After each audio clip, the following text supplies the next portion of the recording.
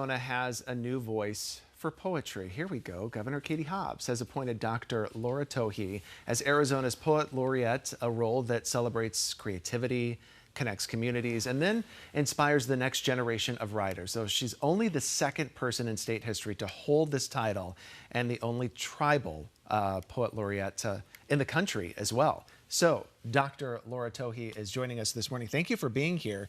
So you just were appointed officially, right, last week. So how does it feel being in this new role? Well, thrilled, of course, and also deeply honored to have been appointed by Governor Hobbs to hold this position and to be able to work with communities throughout Arizona. What is the goal? What is your main goal going into this? One of the goals is to reach out to smaller communities who may not have access to poetry or to libraries, communities that may want me to come and do work with them, like sharing poetry, writing poetry in poetry workshops, trying to dispel the mystery of poetry, because I think sometimes people are a little afraid of what poetry is, or poetry has to be very lofty, and it doesn't have to be like that. So I want to make poetry accessible to smaller communities throughout Arizona. Why do you think that is? Why there's that misconception about it? Well, just from my own experience, that's what I thought poetry was. It had to rhyme. It was written centuries ago, and it was just something that I never thought I would be able to do. I grew up in a small community on the Navajo Nation homeland called Crystal, among an extended family who are always telling stories. And these stories that they told eventually laid the groundwork for me to become a poet.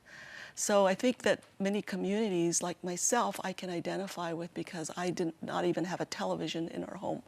We had books, a few, but my mother used to take me to the Gallup Public Library to check out books, so I'm thankful to her for that. But I think many communities that are, far away from cities or towns that have books or literature are the group that I'm interested in working with. How did you get involved in it? How did the governor pick you? Because it's quite the honor to be chosen. Yes, I submitted an application. That was one of the processes I had to do, and I had to answer questions, and I sent it off to the Arizona Arts Commission, and there were, I suppose, other applicants too that did the same.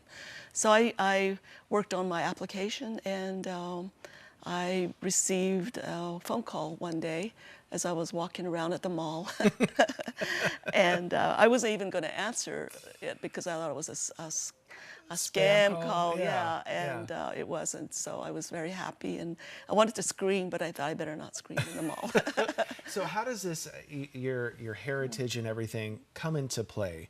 How do you want that to come out in all of this? Well, first of all, I'm Arizona's Poet Laureate. So I was formerly the Navajo Nation Poet Laureate. And I think that as a person who grew up in Arizona, was born in Arizona, and mostly grew up in Arizona, I feel like I know the people. I know the heritage of the people. I know the landscape. I've lived in Phoenix for over 30 years. And I feel a very deep connection not only to the people, but to the land as well. And that's what I think I bring as a poet. I also bring my experience as a writer, as a publisher of poetry. I write fiction, essays, and I've written a couple of I've written some oratorios, one for the Phoenix Symphony, and another one that was produced in Europe. So I've been doing this for most of my life. So I feel like this is something that I have experience in. And I think being a Diné person, someone who was raised to value language, to use language in an ethical way, I think this is what I also bring to the Poet Laureate position. Writing is something that's just, I'm no poet, but to sit down and to write, write a story or something like that, it really is just, there's something different about it, that you get to do that. and get to tell a story. Thank you so much, and congratulations. We have to say again, it's great meeting you. Thanks, Doctor. Thank you.